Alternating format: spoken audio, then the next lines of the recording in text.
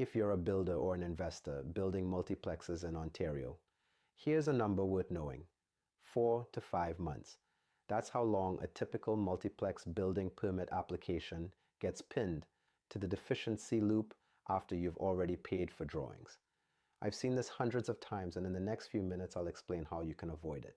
In 2025, we developed permit documentation for a new built semi-detached sixplex building with a laneway suite in the city of Toronto. The use was permitted as of right as per the newly minted bylaws. The client engaged our team to reboot the stalled project previously designed as a single-family home. Typically, a small-scale developer can encounter multiple building department review cycles. That can include, but are not limited to, fire hydrant proximity, party wall permit, and lot grading and drainage, to name a few. These items and more were captured in advance of project submission, which reduced the permit review cycle. Mandatory permit reviews can unintendedly impact holding costs, which can accrue to tens of thousands of dollars on multiplex project from just mortgage, tax, insurance, and utilities on a property that's generating zero income. Every review cycle adds 15 to 30 days of cost exposure. And some of these hidden constraints, if discovered after you've invested in drawings, can trigger additional approvals and documentation, which can extend timelines. That's essentially hitting the reset button, with a 6 to 12 month approval process bolted on top. The project isn't denied, it's effectively held in limbo, constrained from multiple angles until the numbers stop working. This is the internal mechanism we use to identify pressure points and remove constraints before proceeding further. Ontario Multiplex Permit Lab is a 60-minute live screening. It is not a course or a sales pitch. In 1 hour, we run your project through a 3-pillar diagnostic that will reveal its true potential. Here is how it works and what you can expect. Pillar 1. This tells you whether your target unit count is actually permitted under current zoning bylaws, or whether you're walking into a variance you didn't budget for. We had an investor in Brantford discover his 4-unit plan was classified as a double duplex and not permitted in his zone. He found out before design development. That saved him 6 figures. Pillar 2. This exposes every external agency that can legally delay your permit approval, like conservation authorities, heritage committee, utility companies, government agencies, easements, flight paths, and the list goes on.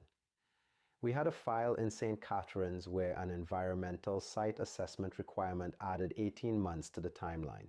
Most applicants discover these hurdles after submission is rejected. Pillar 3 is for pressure testing your project for code escalations and blind costs such as development charges, limiting distance, and utility triggers. One of our Hamilton files got hit with a $39,000 public side pipe size upgrade. The examiner discovered that the water main along the street did not have the capacity, and this happened the week the permit was expected to be issued. The investor had to pause construction and source capital before committing to the expense. These are some of the setbacks we are addressing. Once you have completed the Ontario Multiplex Permit Lab, you will be equipped with a project scorecard that informs your go or no-go decision.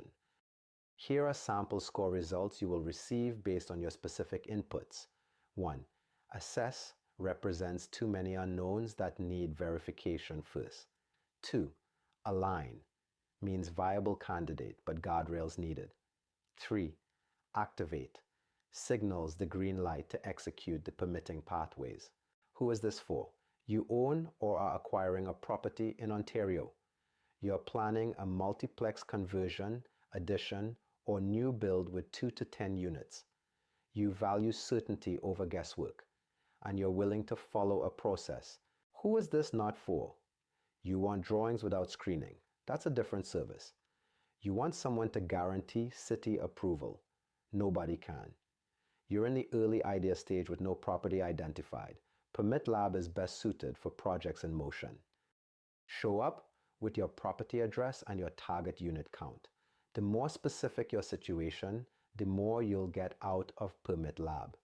After the session, if your scorecard raises questions, or you want a second set of eyes on your results, you will have an opportunity to book a free 15-minute one-on-one with me to walk through them. One more thing, we are allocating an hour after the lab for questions. So arrive early, since the maximum number of attendees we are allowing into the Permit Lab is 50. This ensures that everyone who joins can have an opportunity to ask their multiplex questions.